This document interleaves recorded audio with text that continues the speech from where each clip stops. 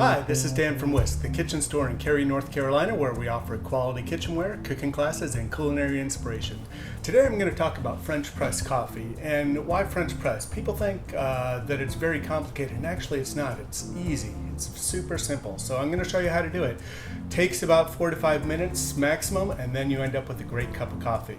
First of all, French presses. There's all sorts of French presses out there. This beautiful one from Le Creuset or Bodum or Freeling.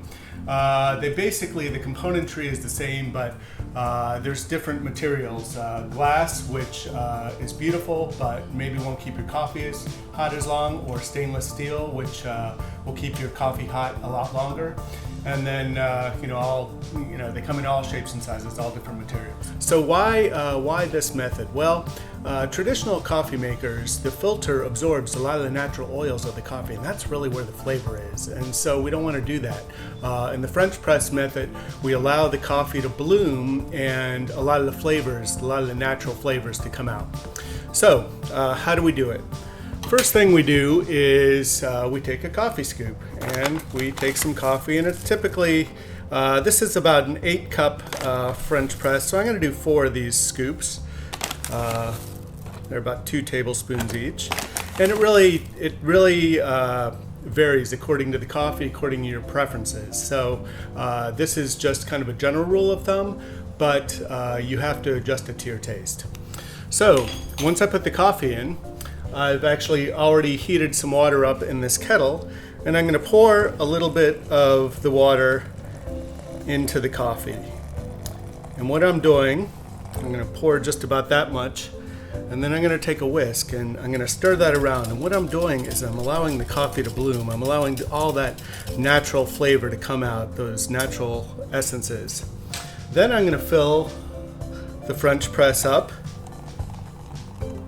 the rest of the way, maybe to about there. And I'm going to take this wire mesh screen, I'm going to put it on top, and I'm going to drop the top down so that the heat stays in, and then we wait for about 4 minutes.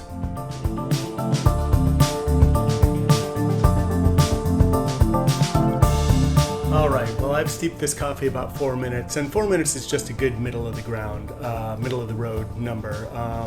You could steep it for 3 minutes, you could steep it for 5 or 6 minutes. The longer you steep it, it's going to get a little bit more bitter, but really, like I said, it depends on the kind of coffee you're using, and it also depends on your own personal preference, so feel free to play around with it a little bit.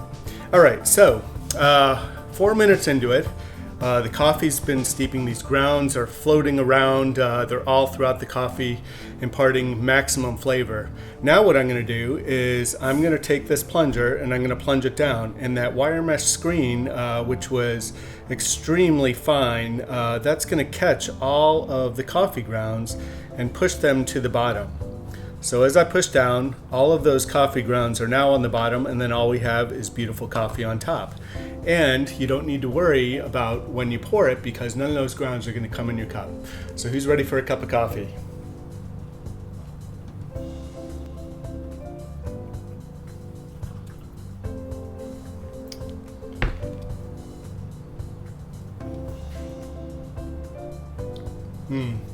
That's a beautiful cup of coffee.